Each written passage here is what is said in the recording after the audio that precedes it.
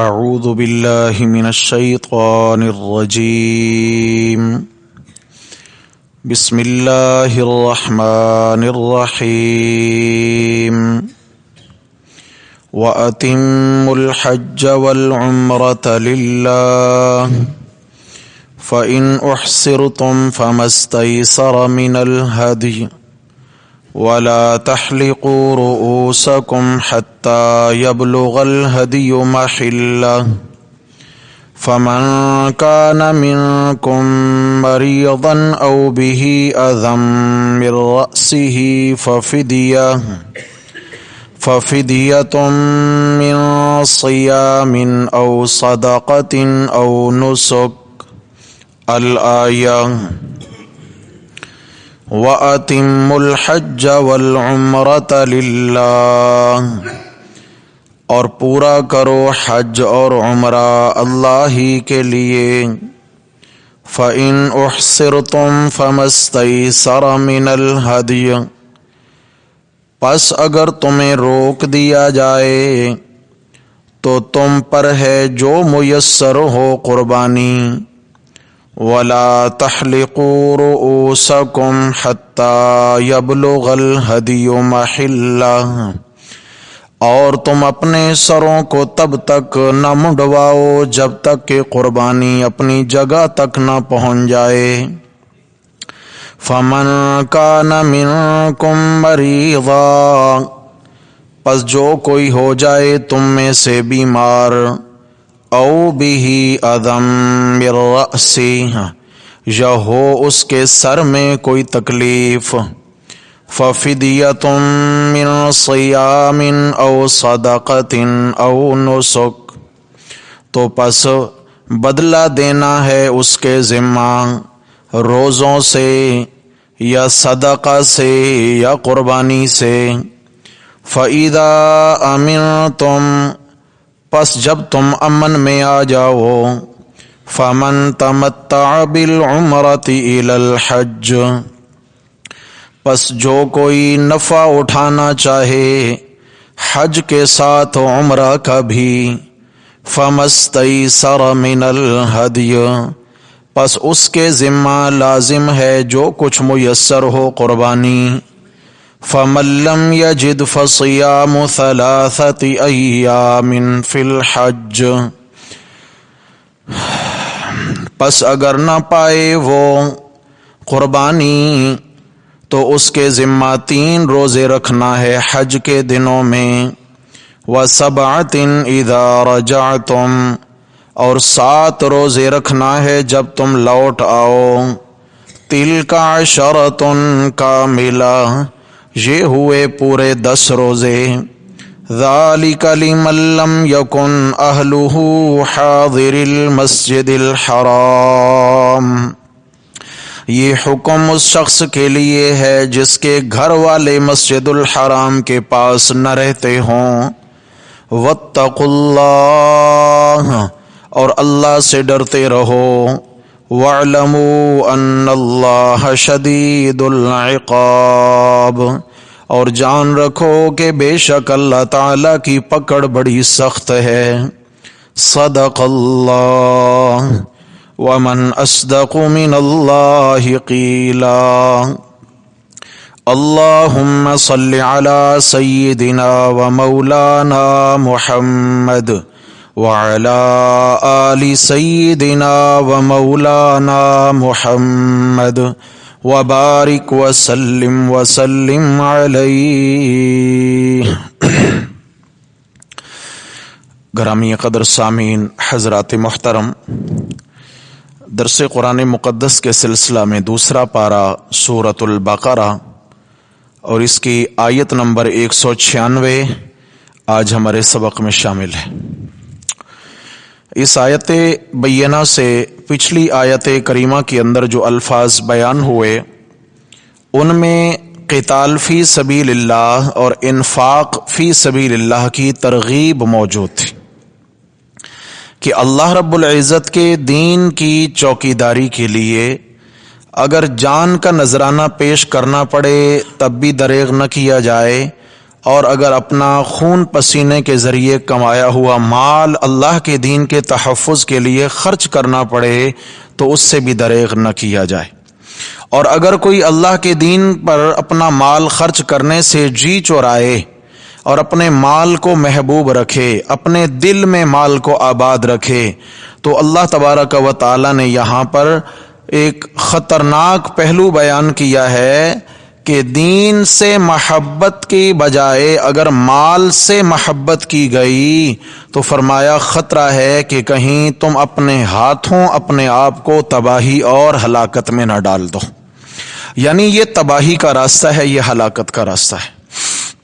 اس سے پیچھے جہاد فی سبیل اللہ اور انفاق فی سبیل اللہ کا جہاں مسئلہ بیان ہونا شروع ہوا تو اس سے پہلے امور انتظامیہ، پھر ایک امر مصلح بیان ہوا، اصلاح کا ایک امر مصلح کہ اپنے باطن کو پاکیزہ کر لو، اپنے دلوں کو سدھار لو، اپنے دلوں کی دنیا پہ محنت کر لو، تو اللہ رب العزت کے بڑے سے بڑے احکامات کو پورا کرنا بھی تمہارے لیے مشکل نہیں ہوگا۔ اور اگر دل نہیں بنے ہوئے، اگر دلوں پہ محنت نہیں، دلوں کی دنیا غیر آباد ہے، تو پھر شریعت کا چھوٹا سا حکم بھی پورا کرنا پہاڑ کے برابر دکھتا ہے۔ اللہ اکبر۔ تو امر مصلح روزہ بیان ہوا، اس کے بعد اب دوسرا امر مصلح یعنی اصلاح کا امر، اصلاح کا ایک یہ بھی اللہ رب العزت نے نسخہ دیا ہے کہ دلوں کی کیسے صفائی ہو، دلوں کی کیسے اصلاح ہو۔ فرمایا حج اور عمرہ اللہ کے لیے ادا کرو۔ پہلے تھا کہ روزہ کس کے لیے رکھا جائے جی؟ اللہ ہی کے لیے، اللہ کو راضی کرنے کے لیے روزہ رکھا جائے، لعلکم تتقون، تاکہ تمہارے دلوں میں تقوی پیدا ہو جائے۔ اب حج کا معاملہ آیا تو یہاں بھی آگے چل کے فرمایا واتقوا اللہ واعلموا ان اللہ شدید العقاب، کہ حج کے معاملے میں بھی، عمرہ کی ادائیگی کے معاملے میں بھی اللہ سے ڈرتے رہو، اس کے احکامات بجا لاؤ۔ اس آیت بینہ میں قدر تفصیلات ہیں، حج اور عمرہ کے احکامات ہیں۔ اللہ جل شانہ ہم سب کو زندگی میں بار بار یہ سعادتیں نصیب فرماویں۔ شروع میں ہی پیغام دیا کہ حج کا طریقہ تو بعد میں آئے گا، عمرہ کے احکامات تو بعد میں آئیں گے، لیکن سب سے پہلے اپنے دلوں کی نیتیں ٹٹول لو، اپنے دلوں کی نیتوں کی تلاشی لو، تمہارے دلوں کی نیت کیا ہے۔ فرمایا وَأَتِمُّ الْحَجَّ وَالْعُمْرَةَ لِلَّهِ، حج کرنا ہو تو بھی اللہ کی رضا کے لیے کرو، عمرہ کرنا ہو تو بھی اللہ ہی کی رضا، یعنی دل میں سب سے پہلے اخلاص پیدا کیا جائے۔ احرام پہنا، احرام کی نیت کر لی، احرام کی دعائیں پڑھ لیں، لیکن اگر دل کی دنیا نہیں بدلی تو میرے بھائیو معاملہ بڑا خطرناک ہے۔ پھر بھی لاکھوں خرچ کر کے چلے گئے، ہو کر کے آ گئے، اور اگر دل میں کوئی تبدیلی رونما نہیں ہوئی تو پھر بھی سمجھ جائیں کہ کیفیات بڑی خطرناک ہیں۔ امام مالک ابن دینار رحمہ اللہ تعالی حج کے لیے تشریف لے گئے اور یوم العرفہ گزرا۔ 9 ذی الحجہ کو میدان عرفات میں قیام کے بعد رات کو جب مشعر الحرام یہاں مزدلفہ میں تشریف لائے تو مزدلفہ میں رات کو کھلے آسمان تلے قیام کیا جاتا ہے۔ قیام کر رہے تھے کہ رات خواب میں دیکھتے ہیں کہ 2 فرشتے آسمان سے اترے ہیں، اور ایک فرشتے نے دوسرے سے سوال کیا اس سال کتنے حاجی آئے ہیں؟ تو دوسرے نے جواب دیا تقریباً 6 لاکھ حاجی آئے ہیں۔ تو پہلے نے کہا ہم نے یہ نہیں پوچھا کہ لوگ کتنے آئے ہیں، ہم نے یہ پوچھا ہے حاجی کتنے آئے ہیں۔ تو دوسرے فرشتے نے جواب دیا جناب حج تو صرف 6 لوگوں کا قبول ہوا ہے، 6 لاکھ میں سے صرف 6 لوگوں کا حج قبول ہوا ہے۔ امام مالک ابن دینار رحمہ اللہ تعالی بیدار ہو گئے اور سارا دن روتے دھوتے دن گزرا، ذکر کرتے، تلاوت کرتے، استغفار کرتے، پتہ نہیں میرا شمار ان 6 میں ہے یا نہیں ہے۔ اگلی رات سوئے ہیں، حج کے مناسک پورے ہوئے، اور جب رات میں آرام کے لیے لیٹے ہیں، پھر خواب میں کیا دیکھا کہ وہی دونوں فرشتے آسمان سے اترے ہیں اور ایک نے دوسرے سے سوال کیا اس بار کتنے حاجی آئے ہیں؟ تو دوسرے نے جواب دیا کہ جناب لوگ تو 6 لاکھ آئے تھے، لیکن حج صرف اللہ نے 6 لوگوں کا قبول کیا ہے۔ اللہ اکبر۔ اگلے الفاظ بڑے عجیب ہیں، لیکن پھر دوسرے فرشتے نے کہا کہ حج تو صرف 6 لوگوں کا قبول ہوا تھا، لیکن ان 6 لوگوں کی اخلاص بھری دعاؤں کی برکت سے اللہ نے 6 لاکھ کا حج قبول کر لیا۔ تو میرے بھائیو، یہ اخلاص اتنا قیمتی دولت ہے، للہیت اتنا قیمتی دولت ہے۔ اللہ جو بھی عمل کیا جائے، چھوٹا سا کام ہو اللہ کے لیے، بڑا عمل ہو اللہ کے لیے، عمل بعد میں ہو، دل کی کیفیت کی تلاشی پہلے لی جائے۔ ہاں جی، مومن کی جو نیت ہے یہ مومن کے عمل سے افضل ہے، کیونکہ عمل میں بسا اوقات ریاکاری آ جاتی ہے، عمل میں سقم ہوتا ہے، کمزوری ہوتی ہے، تو عمل میں انسان وہ کمال نہیں حاصل کر سکتا جو اس عمل کی صرف نیت کرنے پر اللہ تبارک و تعالی اس کو کمال عطا فرما دیتے ہیں۔ تو اس سے میرے بھائیو، اللہ ہماری نیتوں کی اصلاح فرما دے، آمین کہیے جی۔ تو فرمایا وَأَتِمُّ الْحَجَّ وَالْعُمْرَةَ لِلَّهِ، حج اور عمرہ کو کس کے لیے پورا کرو؟ للہ، اللہ ہی کے لیے۔ اللہ للتخصیص ہے، جیسے الحمد للہ، یہاں اتم الحج والعمرۃ للہ، اللہ ہی کے لیے، اس میں کسی اور کا کوئی دخل نہ ہو۔ کاروبار کی نیت سے نہ جاؤ، یعنی اگر کوئی یہ نیت لے کے گھر سے چلا ہے کہ وہاں میری خوشبوئیں بک جائیں گی، میری تسبیحاں بک جائیں گی، میرا کاروبار بھی چل جائے گا، ساتھ میں حج بھی کر لوں گا، تو اس کی نیت میں فطور ہے، اس کی نیت میں اب وہ اخلاص نہیں ہے۔ ایسے ہی اگر کسی کی محض ملاقات کی نیت سے چلا گیا، محض اس نے کہا کہ ذرا آؤٹنگ ہو جائے گی، ہاں جی باہر سے ہو کے آ جائیں گے، دل دماغ کا بوجھ ہلکا ہو جائے گا، ساتھ حج بھی ہو جائے گا، تو میرے بھائیو اس کے اندر بھی للہیت کامل درجے کی موجود نہیں ہے۔ حج کے لیے چلیں کمال اخلاص کہ اللہ نے مجھے مال دیا ہے اور اللہ رب العزت نے مجھ پر حج فرض کیا ہے، میں اللہ کا یہ فریضہ ادا کرنے چلا ہوں، اور اس نیت سے جا رہا ہوں کہ اللہ تبارک و تعالی اس حج کی برکت سے، اس حج کو حج مبرور بنا کر اس کی برکت سے میری زندگی کے سارے گناہ معاف فرما دے۔ ہاں جی اور ساتھ ہی جہاد کے بعد جو حج اور عمرہ کا مسئلہ بیان ہوا، تو ان میں ربط یہ ہے، تعلق یہ ہے کہ اگر جہاد میں کفار کے خلاف محاذ پہ کامیابیاں چاہتے ہو تو سال کے بعد حج بیت اللہ کے لیے تشریف لے جاؤ اور وہاں جا کر اللہ تعالی سے جہاد میں کامیابی کی دعائیں مانگو۔ فرمایا وہاں کی تمہاری دعائیں اللہ تعالی قبول فرما لیں گے۔ رہ گیا مسئلہ کہ حج کو پورا کرو اللہ کے لیے، تو پورا اس کے فرائض بھی بجا لائے جائیں، واجبات کا بھی خیال رکھا جائے، سنتوں کا بھی خیال رکھا جائے، مستحبات کا بھی خیال رکھا جائے، حج کے اندر جو چیزیں عظیمت ہیں ان کا خیال رکھا جائے، عمرہ میں جو چیزیں عظیمت ہیں ان کا خیال رکھا جائے، تاکہ اللہ تبارک و تعالی زیادہ سے زیادہ بندے سے راضی ہو جائیں۔ اس کے علاوہ حج کے متعلق ایک خاص اشارہ قرآن نے دیا ہے، بڑی عجیب بات فرمایا جعل اللہ الکعبۃ البیت الحرام قیاما للناس، اللہ تبارک و تعالی نے بیت اللہ کو، کعبہ جو بیت الحرام ہے، کعبۃ اللہ کو اللہ تعالی نے لوگوں کے قائم رہنے کی وجہ بنایا ہے۔ کعبہ لوگوں کے قائم رہنے کی وجہ ہے، قائم رہنے کی، قیام للناس۔ ایک تو معنی یہ کرتے ہیں کہ وہاں لوگوں کی سب سے بڑی دنیا کی اجتماع گاہ ہے، وہ سب سے بڑا اجتماع جو ہے دنیا میں وہ حج کا اجتماع ہے، جو کہ ایک زمانہ سے چلا، قدیم ترین اجتماعات میں ہے، اور پھر یہ ابد الآباد تک چلتا رہے گا، جب تک یہ دنیا ہے یہ اجتماع چلتا رہے گا۔ اب ذرا مسئلہ سمجھیے گا، امام نصفی رحمت اللہ علیہ نے تفسیر مدارک کے اندر لکھا ہے قیل لو ترکوہ عاما لم ينذروا ولم يؤخروا، فرمایا کہ اگر کوئی سال خدا نہ خواستہ ایسا آ جائے اس امت پر کہ کوئی ایک شخص بھی حج بیت اللہ کو نہ گیا، تو اللہ تعالیٰ ایک لمحہ بھی اس دنیا کو آباد رہنے کی مہلت نہیں دیں گے، فوراً قیامت واقع ہو جائے گی۔ قیام للناس، لوگوں کے قائم رہنے کا سبب ہے یہ بیت اللہ کا اجتماع، یہ حج کا اجتماع لوگوں کی بقا کا سب سے بڑا ذریعہ ہے. اللہ تبارک و تعالی اس کو قیامت تک یوں ہی آباد و شاد رکھیں. اللہ اکبر اللہ اکبر. پھر فرمایا کہ وہاں جا کر دعائیں مانگو.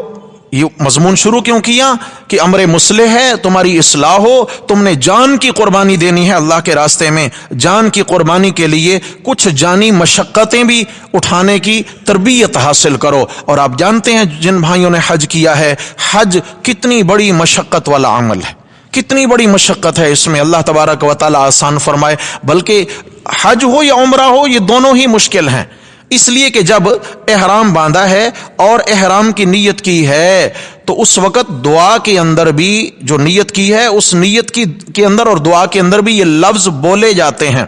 اللہم انی نویت العمرہ, اللہم انی نویت الحج, حج کا احرام ہے, یہ عمرہ کا احرام ہے. اللہم انی نویت العمرہ تقبلها منی ویسرها لی. اے میرے اللہ, میں نے احرام باندھا ہے حج کا یا عمرہ کا, میرے اللہ اس عمل کو میرے لیے قبول بھی فرما لینا اور میرے حق میں سے آسان بھی فرمانا. آسانی کی باقاعدہ حدیث میں دعا سکھائی گئی ہے, اس لیے کہ یہ کام بڑا مشکل ہے, یہ عمل بڑا مشکل ہے. اللہ اکبر اللہ اکبر. پھر فرمایا آگے کچھ احکامات چلے ہیں کہ ایک شخص ہے وہ گھر سے چلا ہے حج کا یا عمرہ کا احرام باندھ کر, لیکن راستہ میں کوئی رکاوٹ پیش آ گئی. مثال کے طور پر ایئرپورٹ پہ آ گیا تھا یا میقات گزر گیا تھا. نیت یعنی نیت کر لینے کے بعد, اول تو مسئلہ یہ ہے کہ اگر یہاں سے چلتے ہیں تو احرام کی چادریں پہن لینا احرام نہیں ہے, یاد رکھنا یہ عام چادریں ہیں. احرام اس کی نیت کے بعد, پابندیاں جو احرام کی ہیں اس کی نیت کے بعد لاگو ہوتی ہیں. عموماً جہاز میں جب ہوتے ہیں تو باقاعدہ اناؤنسمنٹ ہوتی ہے کہ ہم میقات کے قریب پہنچ چکے ہیں, اور جو حاجی یا معتمر ہیں وہ کیا کریں, اپنے اپنے احرام کی نیت کر لیں. سمجھ آ گئی ہے؟ ایسے ہی جب گھر سے چلیں تو چادریں تو پہن لیں آسانی کے لیے, لیکن نیت نہ کریں. اگر کسی نے نیت کر لی اور ایئرپورٹ پہ کوئی رکاوٹ آ گئی, فلائٹ کینسل ہو گئی, یا یہ ہے کہ پتہ چلا کہ جناب علی کوئی پابندی لگ گئی ہے, جیسا کہ یہ پچھلے سالوں میں اللہ محفوظ فرمائے کرونا کی پابندیاں تھیں, پابندی لگ گئی ہے جی, یا یہ ہے کہ راستے میں کوئی دشمن ہے ایسا کہ راستہ محفوظ نہیں ہے, یا یہ ہے احرام کی نیت کرنے کے بعد اس کو ایسی بیماری لاحق ہو گئی کہ اب یہ آگے جانے کے قابل نہیں ہے, اسے کہتے ہیں محصور ہے. کیا ہے یہ شخص؟ معصور. اب یہ گھیرے میں آ گیا ہے, حالات کے گھیرے میں آ گیا ہے, بیماری کے گھیرے میں آ گیا ہے, یا کچھ معاملات و مسائل کے گھیرے میں آ گیا ہے کہ اب آگے یہ نہیں جا سکتا, مگر اس نے نیت کر رکھی ہے. اگر نیت نہیں کی ہے پھر تو عام چادریں اتار دے, لباس پہن لے سلا ہوا, اور اس پر کوئی پابندی نہیں ہے. اگر یہ نیت کر چکا تھا, اب مسئلہ سمجھیے گا, اس لفظ میں آگے اسی بات کی طرف اشارہ ہے, فَإِنْ أُحْصِرْتُمْ فَمَسْتَيْسَرَ مِنَ الْهَدْيِ. اگر تم گھیر لیے جاؤ, اگر تمہیں روک دیا جائے, تم محصور ہو جاؤ کوئی کسی رکاوٹ کی وجہ سے, بیماری کی وجہ سے, تو پھر تمہارے ذمہ کیا ہے, فَمَسْتَيْسَرَ مِنَ الْهَدْيِ, جو تمہیں میسر ہو قربانی سے, پھر وہ قربانی تم وہاں بھیج دو, وہ قربانی تم وہاں بھیج دو.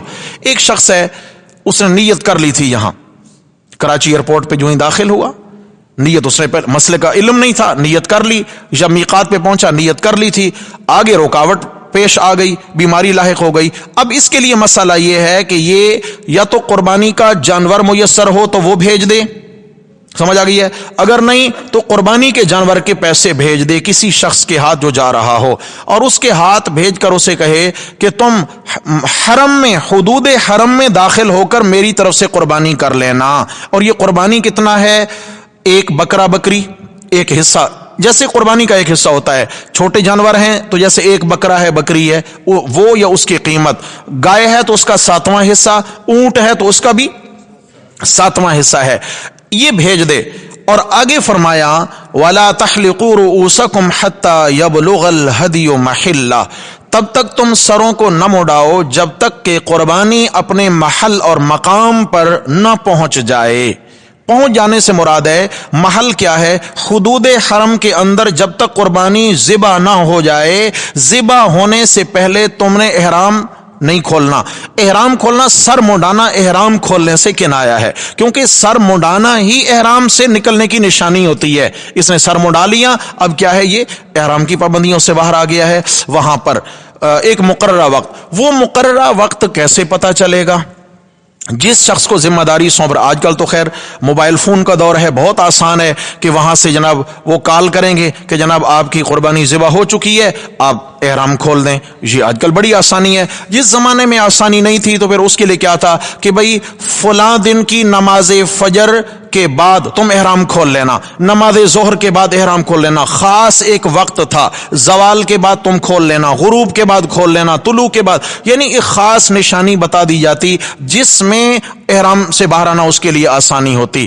فرمایا فمن کانا منکم, یہاں تو مسئلہ تھا محصور کا, وہ شخص جسے روک لیا گیا, لیکن اب بیمار کے احکامات بیان ہو رہے ہیں. وہاں پہنچ کر فمن کان منکم مریضا او بہ اذی من رأسہ, ایک ایسا شخص ہے اس نے احرام باندھا ہوا ہے, احرام باندھا ہوا ہے, لیکن اور کوئی رکاوٹ نہیں ہے. احرام کھولنے سے پہلے پہلے اس کو ایسی بیماری لاحق ہو گئی, اس کے سر میں پھوڑے پھنسیاں نکل آئیں, یا اسے کوئی ایسی بیماری لاحق ہو گئی, پریشانی, جس کی وجہ سے اس کو احرام کھولنے سے پہلے پہلے سر منڈانا لازم ہو گیا.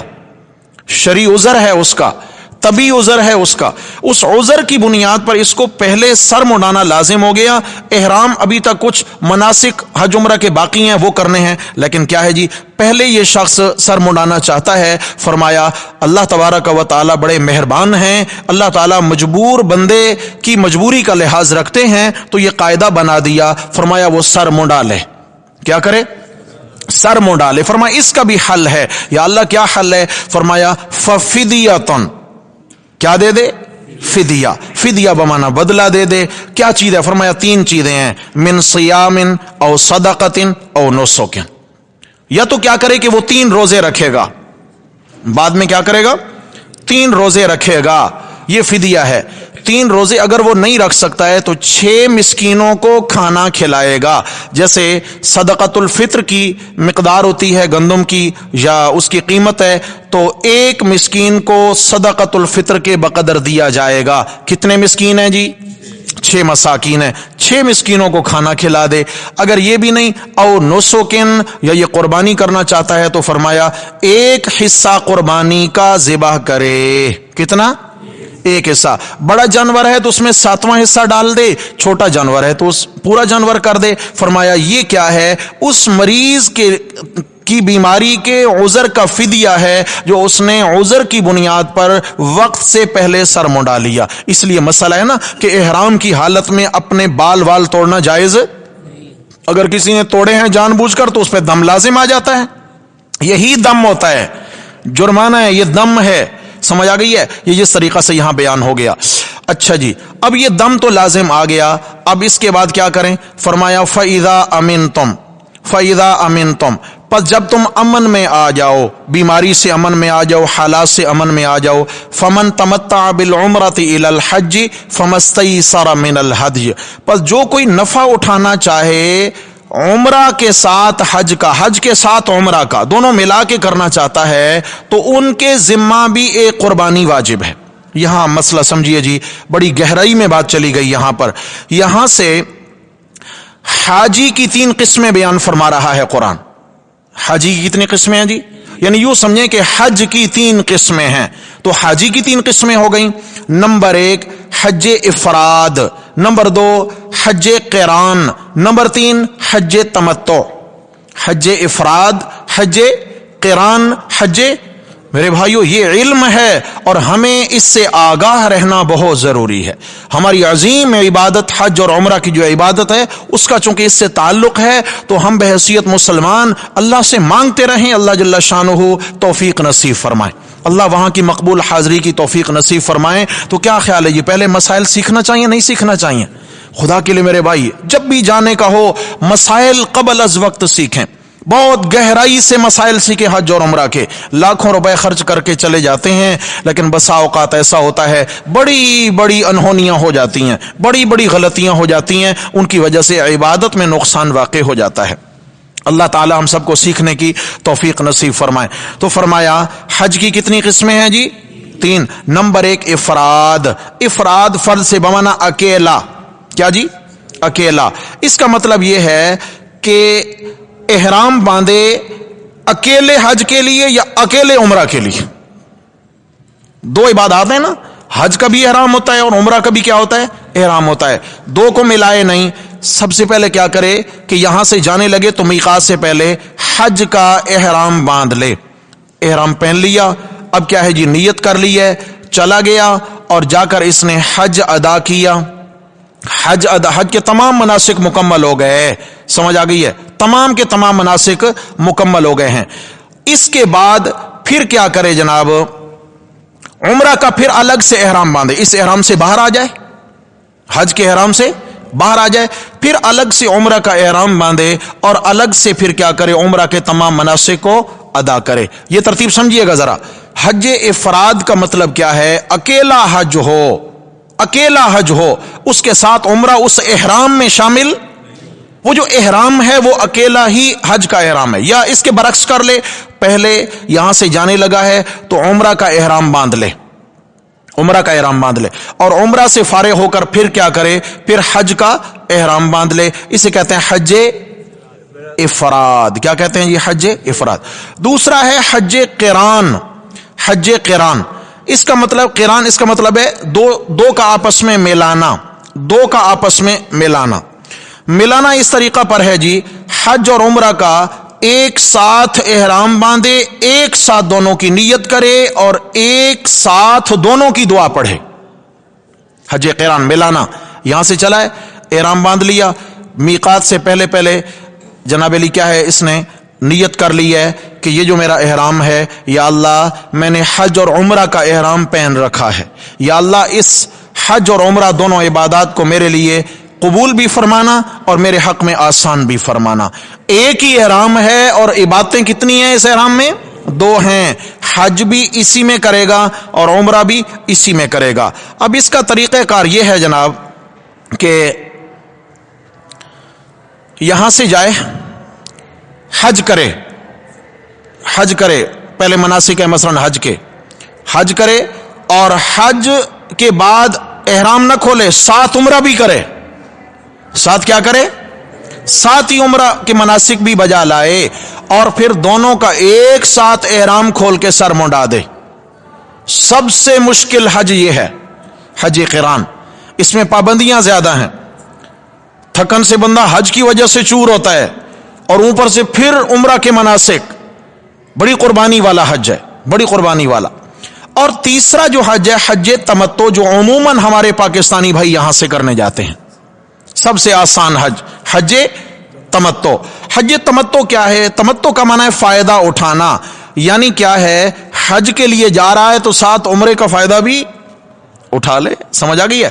حج تمتع اس کا مطلب یہ ہے کہ یہاں سے جائے اور یہاں سے جاتے ہوئے عمرہ کا احرام پہن کے چلا جائے, وہاں جا کے عمرہ کے مناسک ادا کرے اور اس کے بعد کیا کرے کہ جب سعی کر لے صفا مروہ کی, احرام کھول دے, سر منڈا لے, پابندیوں سے باہر آ جائے, پھر وہاں رہے اور یوم الترویہ یعنی 8 ذی الحجہ, یوم الترویہ 8 ذی الحجہ سے پھر کیا کرے؟ مکہ معظمہ اپنے ہوٹل سے ہی پھر حج کا احرام پہن لے. کہاں سے؟ مکہ معظمہ سے ہی.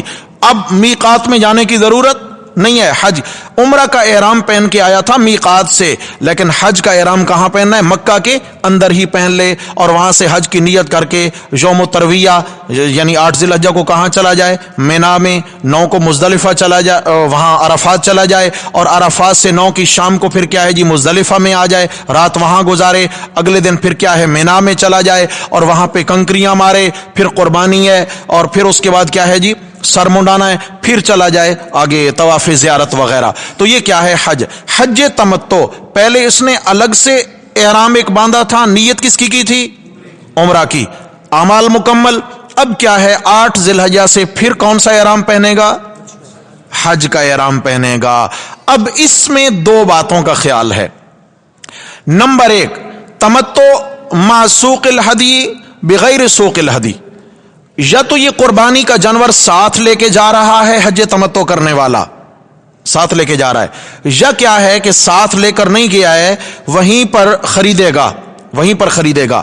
اگر یہ حج تمتع کرنے والا، جیسے پہلے زمانے میں ہوتا تھا، لوگ مدینہ سے ارد گرد سے جب حج کے لیے آتے تھے تو اپنے جانور، اونٹ وغیرہ، بکریاں، یہ ساتھ لے کر کے آ جاتے تھے۔ قربانی کے جانور، ہدی کا ممانت، ہدیہ تحفہ سے ہے، اللہ تعالیٰ کے گھر میں بھیجا جا رہا ہے، اللہ کے نام کی قربانی ہے، ایک ہدیہ تحفہ کے طور پہ بھیجا جا رہا ہے جانور۔ اگر یہاں سے قربانی کا جانور ساتھ لے کے گیا یا کہیں سے بھی، حج تمتع والے مسئلہ سمجھیں، تو احرام تو پہن کر کے گیا تھا عمرہ کا، ٹھیک ہے، عمرہ ادا کرے لیکن سر مڈانے کی اجازت، مسئلہ سمجھیں، سر مڈانے کی اجازت اس کو نہیں ہے، احرام کھولنے کی اجازت نہیں ہے، احرام نہ کھولے جب تک کہ یہ قربانی ذبح نہ ہو جائے، تب تک یہ احرام نہ کھولے۔ سمجھ آ گئی ہے؟ لیکن یہ قربانی کب ذبح ہونی ہے؟ حج کے بعد۔ کب؟ حج کے بعد۔ سمجھ آ گئی ہے؟ اور اگر بغیر ہدی کے گیا ہے یہاں سے کہ وہیں کریں گے جس طرح آج لوگ جاتے ہیں، تو پھر آسان حل یہی ہے، عمرہ کر کے مکمل سر مڈا کے احرام کھول کے فارغ ہو جائے، اور اس کے بعد پھر حج کا الگ مسئلہ ہے۔ حج کے لیے وہی ہے کہ جیسے آج کل آسانی ہوتی ہے بینک کے ذریعے یا کسی بھی طریقہ سے جو قربانیاں ہو جاتی ہیں۔ اب مسئلہ سمجھے میرے بھائیو، یہاں تک فرمایا فمن تمتع بالعمرۃ الی الحج، پر جو کوئی نفع اٹھانا چاہے سات عمرہ کے طرف حج کے، کیا مطلب ہے؟ حج عمرہ ایک ساتھ کرنا چاہے، حج تمتع، فمستیسر من الہدی، پس اس کے ذمہ لازم ہے جو میسر ہو قربانی سے، جو میسر ہو قربانی سے مراد کیا ہے؟ اگر بکری میسر ہے وہ قربان کرے، گائے کا 7واں حصہ میسر ہے وہ قربان کرے، اونٹ کا 7واں حصہ میسر ہے، مسئلہ سمجھ میں آ رہا ہے؟ وہ قربان کرے۔ فمن لم یجد، او جی غریب ہیں، اب پیسے تو بچے نہیں ہیں، اب کیا کریں؟ قربانی کا جانور تو ہے نہیں، پیسے بھی نہیں ہیں، اب کیا کریں؟ اللہ تعالیٰ نے فرمایا گھبراؤ نہیں، اور بھی ایک حل ہے۔ اگر کسی کے پاس ہدی نہیں ہے، قربانی کا جانور نہیں ہے، جو کہ یہ کیا تھی، یہ ہدی ذبح کرنا تو واجب تھی لیکن اب نہیں، فمن لم یجد، پس جو کوئی ہدی نہ پائے، قربانی کا جانور نہ پائے، توفیق نہیں ہے اس کو، فصیام ثلاثۃ ایام فی الحج، اس کو چاہیے کہ حج کے ایام میں 3 روزے رکھ لے۔ حج کے ایام میں، حج کے ایام سے مراد یہ ہے کہ جو حج کے مہینے چل رہے ہیں، حج کے جو مہینے چل رہے ہیں، اور اس کو 9 ذی الحجہ تک مکمل کرے، 7، 8، 9، سمجھ میں آ گیا جی؟ حج کے مہینے شوال سے ہیں، شوال، ذوالقعدہ، ذوالحجہ، یہ کیا ہیں؟ حج کے مہینے ہیں۔ تو کیا کرے؟ 3 روزے فرمایا وہیں رکھ لے حج کے دنوں میں، وَسَبْعَةٍ إِذَا رَجَعْتُمْ، اور 7 روزے جب تم لوٹ آؤ، یہ نہیں کہ جب تم پاکستان لوٹ آؤ، اس کا یہ مطلب نہیں ہے۔ رَجَعْتُمْ مِنَ الْمَنَاسِكِ، جب تم حج کے تمام کاموں سے فارغ ہو جاؤ تو 7 روزے آرام سے وہیں رکھ لو، سمجھ آئی؟ وہیں رکھ لو یا آ کر رکھ لو، بہرحال اب کوئی قید اور پابندی نہیں ہے، مگر 3 روزے ایام حج کے اندر رکھنا ضروری ہے۔ تلک عشرۃ کاملہ، یہ کل کتنے ہوئے؟ بولو بھائی، یہ ہوئے کل 10 روزے۔ جس کے پاس قربانی کے پیسے نہیں ہیں، جانور نہیں ہے، اب باقی مناسک کر لے اور 3 روزے رکھ لے حج کے دنوں میں، 10 روزے حج کے مناسک پورے کرنے کے بعد رکھ لو۔ تو فرمایا تلک عشرۃ کاملہ، یہ ہوئے کامل 10۔ یہ تلک عشرۃ کاملہ کے اندر بھی بڑی زبردست باتیں مفسرین نے لکھی ہیں۔ ایک تو ہے کہ یہ کامل 10 ہوئے، اب کس کو نہیں پتا کہ 7 اور 3 10 ہوتے ہیں؟ نہیں سمجھے بات؟ تو یہ خاص بات قرآن نے کہہ دی کہ یہ 10 ہوئے، کل کامل 10 ہوئے۔ اصل میں مفسرین کرام نے، یہاں بھی علامہ نصفی رحمہ اللہ نے تفسیر مدارک میں لکھا ہے اور مفسرین نے بھی لکھا ہے کہ اس سے ایک اشارہ ہے، بعض لوگوں کے دل میں یہ خیال آیا کہ جی قربانی کرنا، خون بہانا تو بڑے ثواب کا کام تھا، اب ہم روزے جتنے بھی رکھتے رہیں، پتہ نہیں قربانی کے ذبح کرنے کے بقدر ہمارا ثواب ہو یا نہ ہو۔ تو اشارہ فرمایا تلک عشرۃ کاملہ، یہ جو 10 روزے ہیں یہ کاملہ ہیں، یعنی کامل قربانی کے برابر ہو گئے، گھبرانا نہیں ہے۔ گھبرانا بولو یہ والا نہیں گھبرانا، وہ والا گھبرانا، یہاں تو اب گھبرانا شروع ہو گیا نا۔ اللہ تعالیٰ ہمارے ملک کی حفاظت فرمائے. اللہ اکبر. اب بھائی مسئلہ سمجھیں, ہر حاجی کے لیے حکم ہے؟ فرمایا نہیں نہیں نہیں نہیں نہیں. آگے ایک اور پابندی آ گئی, ذالک لمن لم یکن اہلہ حاضر المسجد الحرام. یہ حج تمتع, حج قران صرف اس شخص کو اجازت ہے جس کے گھر والے حدود حرم میں نہیں رہتے, باہر سے آیا ہوا ہے, آفاقی باہر سے آیا ہوا ہے, وہاں کا رہنے والا نہیں ہے, پاکستان سے گیا ہے, ہندوستان سے گیا ہے, کسی اور ملک سے گیا ہے, حدود حرم کے اندر اس کا گھر نہیں ہے, اس کے خاندان والے نہیں رہتے. تو فرمایا حج قران اور حج تمتع, یہ دو حج باہر سے آنے والے کو اجازت ہے. مکہ میں رہنے والا صرف حج افراد کرے گا, حج تمتع اور قران نہیں کرے گا. اس کی وجہ یہ ہے کہ یہ تمتع قران دونوں کے ساتھ عمرہ ملا ہوا ہے, تو اب اس کو کیا کمی ہے مکہ میں رہنے والے کو عمرہ کی؟ بھائی جو مکہ میں رہ رہا ہے, اس کا گھر ہے, یہ چاہے تو روزانہ جا جا کے میقات سے عمرے کرے. اس لیے فرمایا تو خالص حج کر, کیونکہ یہ سال کے بعد حج کے دن آتے ہیں, تیرے لیے ضروری ہے تو خالص حج کر. باہر سے آنے والا بیچارہ مجبور ہے, بار بار خرچہ کر کے نہیں آ سکتا ہے, اس کو اجازت ہے کہ وہ اپنے حج کے ساتھ کیا کر لے. سمجھ میں آ گئی یہ بات جی؟ تو یہ کیا ہے, آفاقی کے لیے مسئلہ ہے, باہر سے آنے والوں کے لیے. ساتھ ہی فرمایا حج اور عمرہ کرنا ہے, واتقوا اللہ. لیکن حج اور عمرہ کا مقصد کیا ہے؟ دل ٹھیک ہو جائے. کیا ہو جائے جی؟ اللہ اکبر. حج مبرور, جس نے اللہ کی رضا کے لیے حج کیا, لم یرفث ولم یفسق رجع کا یوم ولدتہ امہ. فرمایا جس نے اس طرح حج کیا, نہ اس نے کوئی بڑا گناہ کیا, نہ چھوٹا گناہ, نہ اللہ کو ناراض کیا, نہ لوگوں کو ستایا. فرمایا اس حال میں واپس لوٹا جیسے آج اس کی ماں نے اس کو جنا ہے.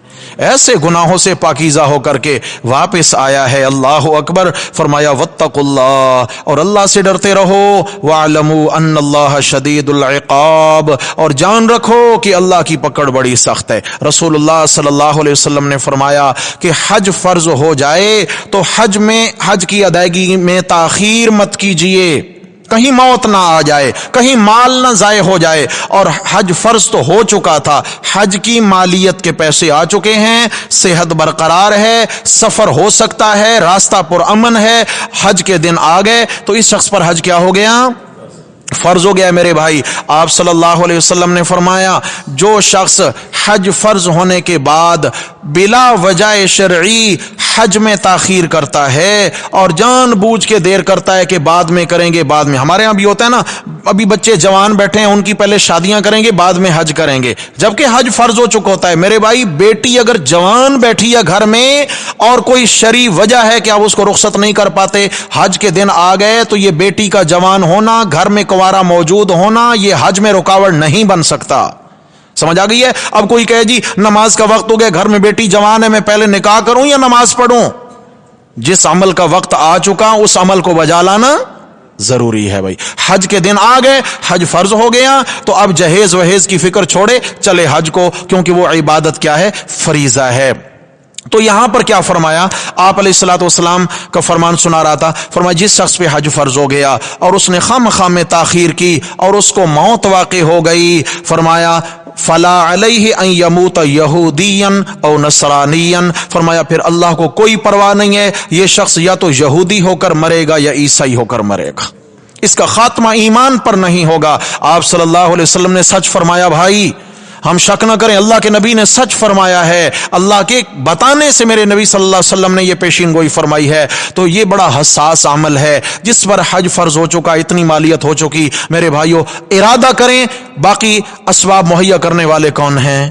اللہ کی ذات ہیں. سب آسانیاں پیدا کرنے والے اللہ کی ذات ہیں. فرمایا اگر خامخواہ تاخیر کری نا تو پھر کیا ہے؟ ان اللہ شدید العقاب, اللہ کی پکڑ بڑی سخت ہے. حج کیوں کرنا ہے جی؟ ہاں, حج اس لیے کرنا ہے تاکہ وہاں ہم جائیں اور ہم ایک عمومی عذاب سے بچ جائیں. لوگوں کے قائم رہنے کا سبب ہے حج بیت اللہ کا اجتماع. اس اجتماع میں جب تک لوگ آتے رہیں گے تب تک قیامت واقع نہیں ہوگی۔ نمبر 2، وہاں آ کر ہم اپنا تزکیہ کریں، دلوں کا تزکیہ کریں، دل پاکیزہ ہو جائیں گے، جہاد آسان ہو جائے گا۔ نمبر 3، وہاں جا کر مجاہدین کے لیے اور خود مجاہد، اللہ ہر مومن کو مجاہد بنائے، اپنے کامیابی کی دعائیں مانگے۔ پوری دنیا میں جہاں جہاں جہاد ہو رہا ہے وہاں حج کے اجتماع میں تمام حاجیوں کی ذمہ داری ہے کہ مجاہدین اسلام کی کامیابیوں کی اللہ سے کیا کریں؟ بولو بھائی، ہر اجتماع میں مجاہدین کی کامیابیوں کی دعائیں ہونا ضروری ہیں۔ اللہ تعالی ہم سب کو عمل کی توفیق نصیب فرمائے۔ اقول قولی ھذا استغفر اللہ واتوب الیہ۔